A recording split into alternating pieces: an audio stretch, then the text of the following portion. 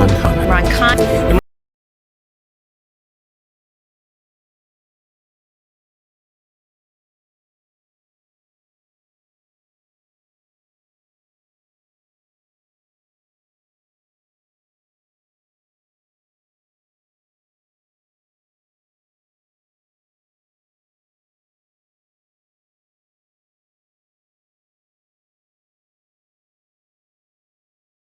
पाकिस्तान जिंदाबाद। बिस्मिल्लाहिर्रहमानिर्रहीम जी। आज का जो शो जो है वो बड़ा वाकई में बहुत ज़्यादा स्पेशल है, क्योंकि हम बहुत सी चीज़ें पर बात करना चाहते हैं और ऐसे मेहमान को हमने आज मदऊ किया है कि जिनका इससे बहुत ज़्यादा ताल्लुक है। इस वक्त जो पाकिस्तान के हालात हैं उनसे डायरेक्टली उनसे बहुत ज़्यादा ताल्लुक है। हमने जब इनसे रब्ता किया तो वो थोड़े से रिलक्टेंट थे और वो चाहते थे कि वो शायद इस प्लेटफॉर्म पे ना आए, क्योंकि पीटीआई का प्लेटफॉर्म है। लेकिन हमने उनको फिर बताया कि क्योंकि आप जो हैं, आपकी कोई भी सुनवाई कहीं पर भी नहीं हो रही, इतनी बड़ी स्टोरी आपने ब्रेक की और उसके बावजूद लोकल मीडिया उसको कवर नहीं कर रहा, ग्लोबल मीडिया उसको कवर नहीं कर रहा, और सपोजली ये चले स्टोरी ऑफ द सेंचुरी ना सी, लेकिन स्टोरी ऑफ द डेकेड तो जरूर होनी चाहिए। तो प्रॉब्ली आपको आइडिया होगा कि कौन हमारे साथ हैं। Ryan Grimm, the story by Ryan Grimm on Interceptor. Ryan, thank you for joining us. Thank you for your time, buddy. Yeah, it's my pleasure. Thanks for having me. Hey, the first question, on a lighter note, but what is the source of your story? Yeah, that does seem to be what the majority of the speculation is back in Pakistan around this story. But I can't say much more than what was in our article. This was a source from the Pakistani military who shared the document with us. We through a variety of different means, checked the contents, the substance, and the kind of markings of the document in order to make sure that this was authentic and something that we could something that we could publish with confidence. And the other thing that we did is that and this is unusual in our reporting, we also specified who was not our source, and we wanted to make clear that our source was not Imran Khan, was not anybody in his circle, and was not any civilian functionary in the Pakistani government. Ryan, critics would say that your story is a single source story. There is only one person who you believe that has contacted you, or you contacted them. We don't know anything. Were you already working on this story, or just one fine morning somebody contacted you and be like, we want to give you the story, and why don't you publish it? How did it happen? And did you make sure that this one person, because as far as I know, it's a single source story, did you check with the government, their part on this? So, as you may know, I interviewed Chairman Khan former Prime Minister Khan, back in, I believe, in early June for my podcast, Deconstructed, and my show Counterpoints, or our show Counterpoints. I co-hosted, and after that, and as we were continuing to work on stories related to the crisis in Pakistan, a source contacted us, and then we did the type of due diligence that journalists do around documents. And so it would be fair to say that it was initially in a single source that reached out. But when you have a document that you can then cross-check against other elements and other ways of understanding whether or not this person is who they are, is who they say they are, would be in a position to be able to have access to a document like this, and on and on. And so we felt by the end extremely confident in our reporting, and it has been subsequently borne out as authentic. You've had you understand, right after your story, they filed the case against Imran Khan.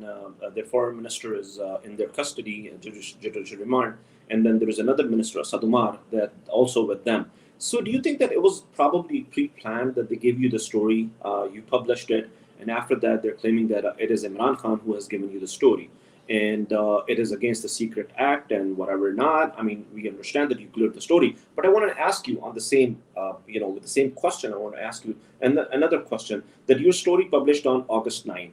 Imran Khan was arrested on August 5th. It's about like a 4-day difference.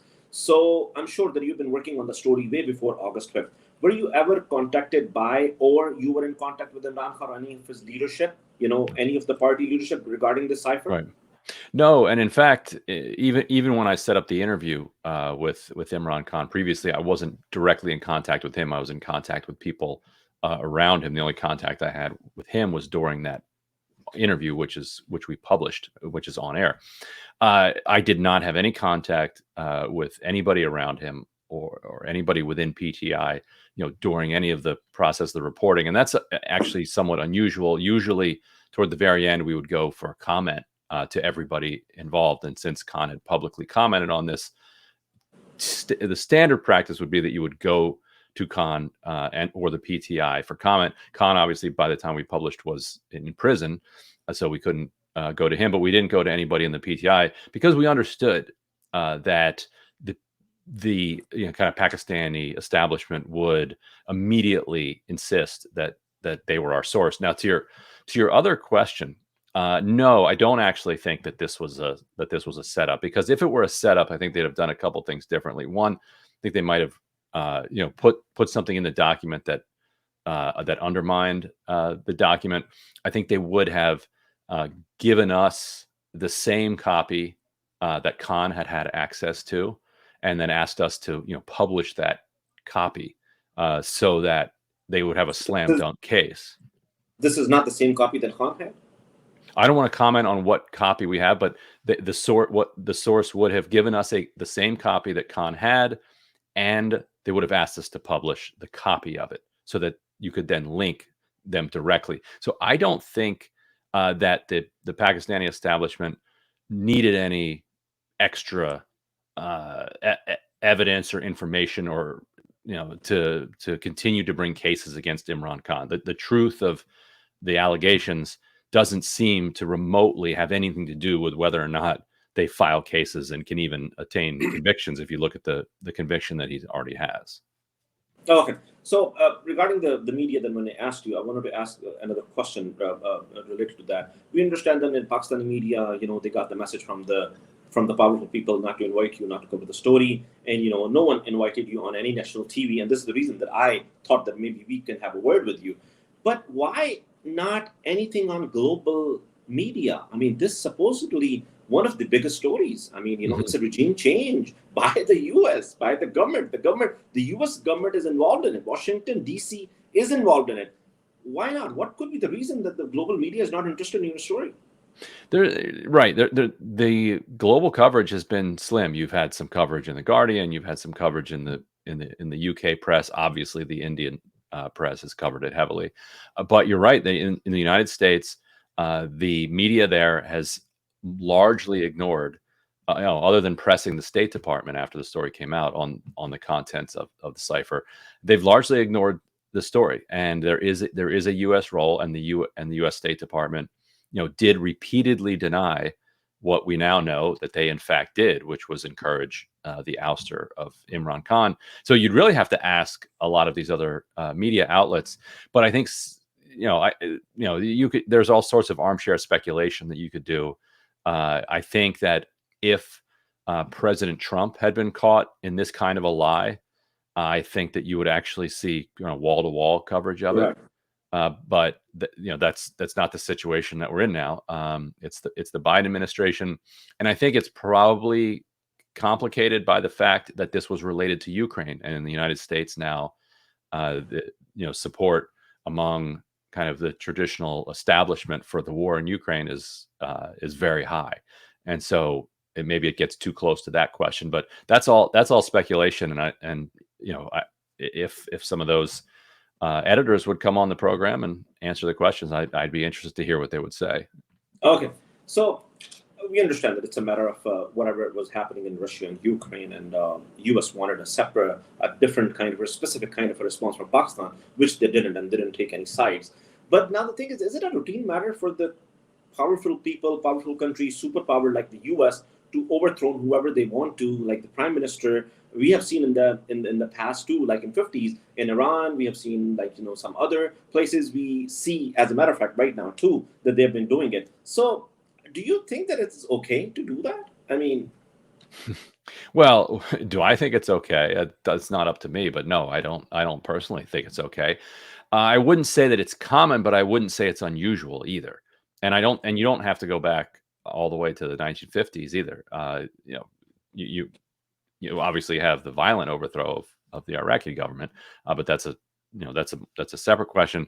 More recently, you've had kind of the U.S. intervening in political election or in politics in Honduras, for instance. There was a coup there in 2009 that's extremely complicated and involved domestic forces, but had certainly had the support of some elements of the U.S. apparatus, and that's just that's just one example. Like the United States is very willing to put its thumb on the scales of internal politics if they feel like their interests are on the line. That's how empires have always behaved and probably will always behave. So you can put a value judgment if you want on it, but you can also look at the repercussions for the internal politics of those countries, for the economy, for capital flight, for repression, for human rights. But oftentimes it doesn't even necessarily work out, for the interests of the United States either. All right. Now about the cable, the document the Cipher, the document that you have printed, that you got the copy and all that. What we have heard, and I think you have mentioned in the story too, in your story, that it has much toned down by Asad Majid, the ambassador. The real conversation was much more aggressive by the U.S. Either basically it's like a 9/11, right after the 9/11, when they called Pervez Musharraf that either you're with us or you're against us. So was it the same kind of tone that they have used? Either you remove Imran Khan through the vote of no confidence and he's not there anymore, or we're going to take action against him. So what we do know is that the ambassador in his assessment did not leave any room for interpretation or any gray area. That his assessment, which people can read at the bottom of the cable, which is published at theintercept.com, is that Liu was speaking out of turn, and that they ought to consider a démarche, from the Pakistani government to the United States to officially complain that this was out of turn, that this had gone far beyond kind of normal diplomatic back and forth. And so I think that if you look at that assessment and read between the lines of it, even the language that is quoted in the document is pretty direct. Like, people call it diplomatic, but it's not. You're not really couching what you're saying, behind much diplomatic ease when you say, if the no confidence vote succeeds, all will be forgiven. Like, that's pretty clear. Like, that you don't need kind of to have gone to Georgetown for foreign relations to interpret, what he's trying to say there. Now, if I ask you that, if there is, because you're the one who probably have more information about the story than what you published, if there is any person that there is a case against me in Pakistan, who would it be? Would you like to specify anybody? Because right now the case is against Imran Khan. He's already in jail for the political motivated case. They're ready to have another case, and another 170, 180 cases. If there is an investigation on Cipher, who do you think from the Pakistani side would be responsible, or there won't be any? Well, I mean, I think the idea that with a situation like this, that the hunt would be for the source, that the criminalization would be about who blew the whistle on this, is misses the real point here. The point here is that this was a public service, that the public had a right to know this information, that the public had been debating what was said in this meeting and what the role of this meeting was in the unfolding of Pakistani politics for a year and a half.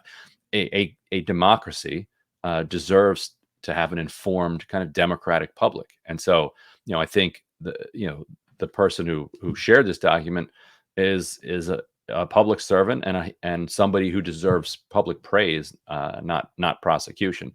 But it was not Imran Khan. It was not anybody in his circle. I couldn't be any more clear about that. Okay, all right, good to go. Now, if I ask you as a foreign observer audience, what Russia has said that Imran Khan is going through what he's going through right now because of the fact that he was not neutral about the Russia and Ukraine war. Do you think, is there any truth in it, or is just the absolutely not? He said to the aid that they were going to give to Afghanistan for the airspaces. it really does feel like it's hard to say whether or not Russia Ukraine was a final straw, or whether that was the kind of sole driving factor. Certainly, when he said absolutely not to the question of U.S. support, that didn't win him any friends in the Biden administration. But I think diplomats are used to politicians taking one stand publicly and then taking a separate stand privately, like that. The United States has that arrangement with a lot of leaders and a lot of governments around the world, that we're going to do X, but you're going to tell the public that we're not doing X. Like that's fairly normal. Now, if the State Department believed that he meant what he said, and if that belief was strengthened by his what they called quote unquote aggressive neutrality between Russia and Ukraine, then you could see how those things would then end up being linked up, and they would increasingly see Khan as somebody who's not willing to kind of take orders from Washington. And so there was also, and we write about this in the article, a critical hearing in the United States Senate in early March of 2022, where Chris Van Hollen, a Democratic senator from Maryland, who is one of the most kind of well-respected foreign voices on foreign policy in the Senate, particularly if you're somebody in the State Department. Van Hollen knows what he's talking about. He was a former staffer on the Senate Foreign Relations Committee. He's very much in that world. And so when Van Hollen speaks, the people in the State Department listens.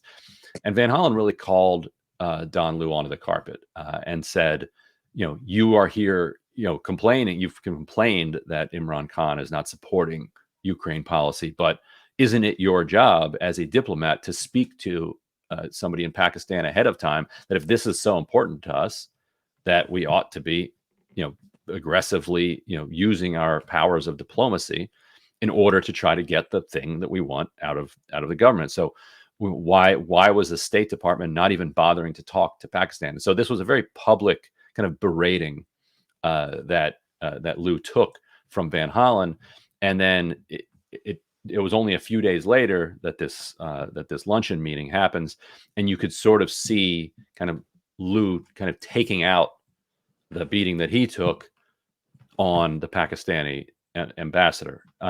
So I think you have to understand that kind of relationship as well to understand how this unfolded. And also, as we also mentioned in the story, this came the day after Khan's well-publicized remarks responding to EU diplomats saying something along the lines of, who do you think we are? We're not going to be your slaves. We chart our own course. We're friends with Russia. We're friends with the United States. We're friends with Ukraine. We're friends with China. We're friends with everybody. And so I think that those two things, that Senate hearing plus Khan's speech, probably intensified emotions going into it. Okay, so hear me out. Okay, me as a Pakistani citizen, if somebody tells me, whoever that country is, it tells me that we want to remove your elected prime minister and we do not agree with that, don't the U.S. establishment and the people in the Oval Office or whatnot, don't they think that the country is going to have more hatred towards their foreign policy towards them? And this is why, and then they complain about a lot of people in that part of the world do not like U.S. And why would they? If they come up with the policies like this, imagine this, that a Pakistani establishment is telling the U.S. Ambassador, calling them and asking them to remove Biden, or we're not going to go ahead with you.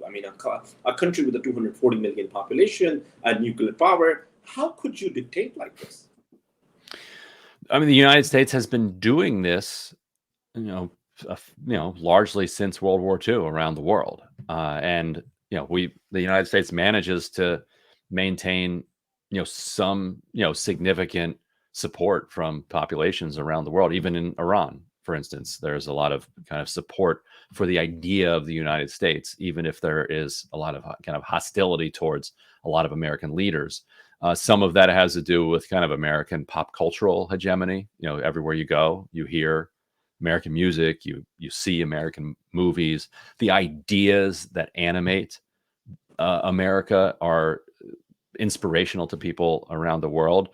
But yes, the actual practice of American hegemony creates enormous numbers of critics around the world who say that the ideals that you're preaching and sometimes trying to implement at the barrel of a gun don't match up with what you're doing in practice. The most clear hypocrisy, of course, and contradiction would be that the entire rationale for ousting the democratically elected government of Pakistan was to support sovereignty in a different country, Ukraine.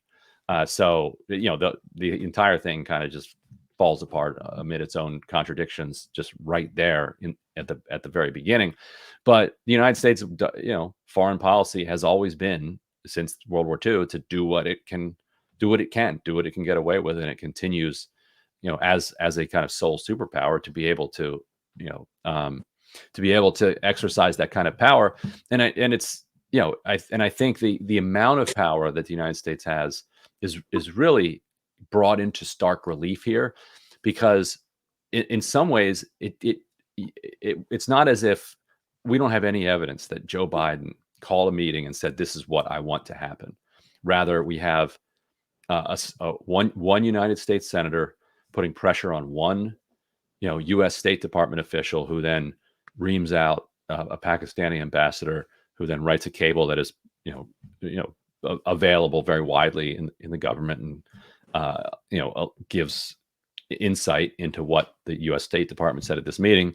And then you have people, switching their votes, and you have the no confidence vote go the way it did. And so it's almost as if the United States has enough power to kind of just completely destroy other countries' democracies with the flick of a wrist, without even putting a whole lot of energy into it. Because the reason I asked you this question is people feel insulted. There are like good 70 to 80% people, support Imran Khan in this country. Not only that, but let me. I want to mention this here, and I'm sure Ryan, you know it, that Imran is not anti-U.S. He's not against America. He's not against the American thing, but he's not anti-America, but he's pro-Pakistani. So, and he has mentioned over and over again that all the policies that I have or I am gonna look for, the first thing, my responsibility is my 240 million people back there. So how he become a persona non grata only because that he is not doing what they wanted him to do, or not exactly on the same page as the U.S. establishment wanted. So, but the part of the question also is that, do you think that because of the Democratic government, because you have said a few things about Biden and administration, so if the government changes and the Republican comes, and what if Trump comes back into power, do you think that there will be a shift of policy from the United States, or is it going to stay the same for Imran Khan especially? It would depend on who was influencing President Trump. Now, I think, just from my own perspective as a political reporter here in the United States, I don't think there's much chance. I think there's a very slim chance that Trump wins the White House in 2024. But it's not out of the question. He certainly could. I think it depends on who successfully, wins internal power struggles. If it's people that are, have been following this issue and care about it, then I think Trump, and I think Trump, the more that this situation becomes associated with Biden, the more that Trump would want to reverse it. I think that the reason, for instance, that Trump pulled out of Obama's Iran deal was not because he didn't like the Iran deal, it's because it was Obama's Iran deal, and he just wanted to undo whatever Obama had done. Certainly, there were, the pro-Israel lobby and others were pushing him to do it, but mostly it was about just being against whatever Obama was for. And so I can imagine Trump trying to reverse it just for that reason. But it very much depends on who has his ear at any given moment. Okay, I just have last two questions, and very quickly, I want to ask you: why does U.S. always deal? Why? What would be your opinion? To say, why would always U.S. deals with the Pakistani military establishment, but not the elected government? We have had the elected government for the past about like good 15 years now.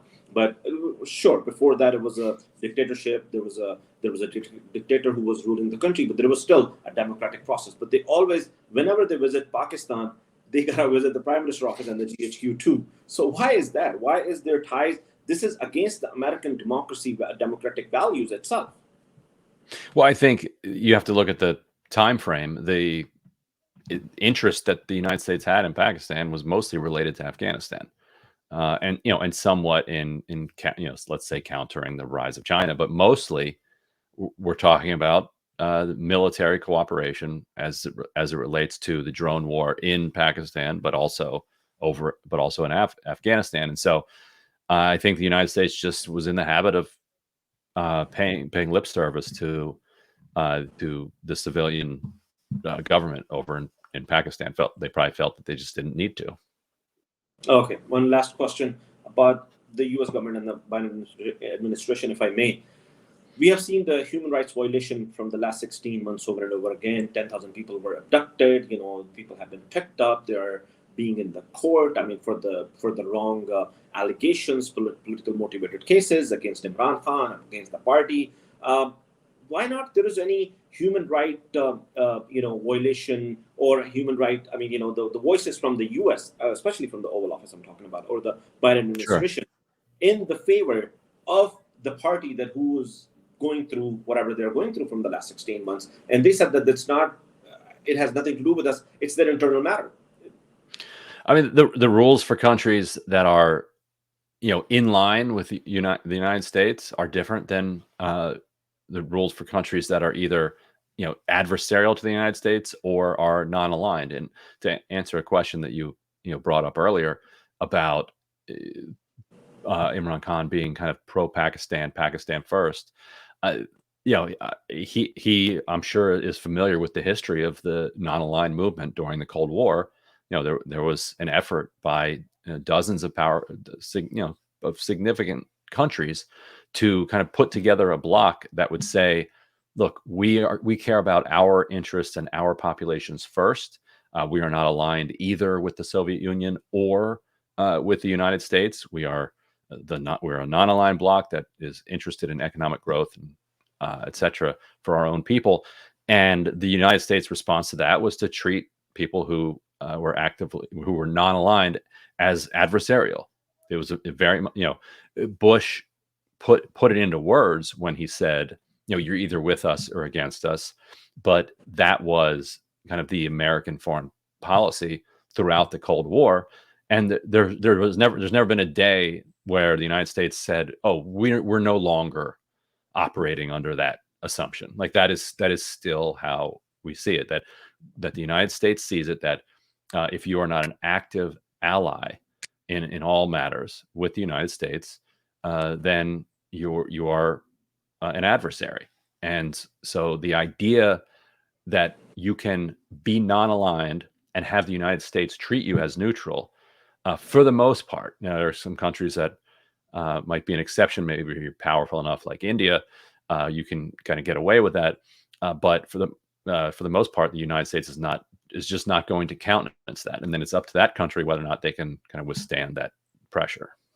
Okay. I said the last question, but because of this discussion, I have another question, and then I'm going to let you go. I'm sorry. That question is, do you think that if the military establishment took a stand with the elected prime minister, with Imran Khan, results would have been different?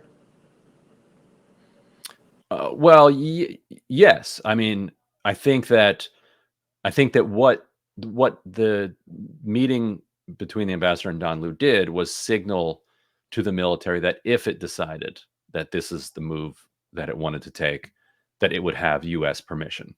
I don't think that the U.S., in order for the U.S. to kind of order it and direct it and insist upon it, they would have had to put more pressure on it than just kind of signaling from the assistant, Secretary of State at a luncheon meeting. What they were doing was they were riding on energy that was already there. I mean, that's my read of the situation. You may have your own independent view of that, but it's not as if the United States couldn't accomplish its objective, against the interests of the Pakistani military, because you always have divided loyalties, inside the military establishment. You can always find some people willing to take either side of an issue. And if the United States is taking one, that makes it more attractive to a lot of people. but they would have had to work harder. I think the fact that the military was moving away from Khan already is what kind of enabled Lou's meeting to just be the kind of final kind of push. So that means that it started from home first before it went to the Yeah, US. and I think that Imran Khan has said that that's his new kind of analysis, and I think and he said that in my interview as well, and I think that's a rational kind of analysis. Okay, Ryan, thank you very much for your time. Really appreciate it. And thank you for breaking the story, because that vindicated what Imran Khan has been saying for a long time. Nobody believed in the beginning. All these journalists who were asking you for the source, they've been saying that there is no cipher, and they can challenge that, and they'd probably leave journalism if there was a cipher. But thank you so much for being with us. No, thank you, Ali. Thanks. یہ تھی جی Ryan grim. آپ نے ان کی باتیں سنی اور بڑی important بات ہے, میں جس پر وہ کروں گا. میں نے جب ان سے پوچھا کہ اگر پاکستانی ملٹری جو ہے, پاکستانی اسٹیبلشمنٹ جو ہے, وہ عمران خان کے ساتھ کھڑی ہوتی اپنے الیکٹڈ پرائم منسٹر کے ساتھ, تو کیا جو رزلٹ ہے وہ تھوڑا مختلف ہوتا. تو نے اس کے بارے میں کچھ نہیں کہہ سکتا کہ مختلف ہوتا یا نہ ہوتا. پرابلی پھر امریکہ جو ہے وہ اور زیادہ زور زبردستی کے ساتھ مداخلت کرنے کی کوشش کرتا. لیکن اصل میں جو امریکہ نے مداخلت کی وہ اسی وجہ سے کی کہ یہ جو سازش تھی یہ گھر میں پہلے تیار ہو چکی ہوئی تھی. تو اب آپ یورپ کی غلامی پہ رضامند ہوا, تو مجھ کو تو گلا تجھ سے ہے, یورپ سے نہیں ہے.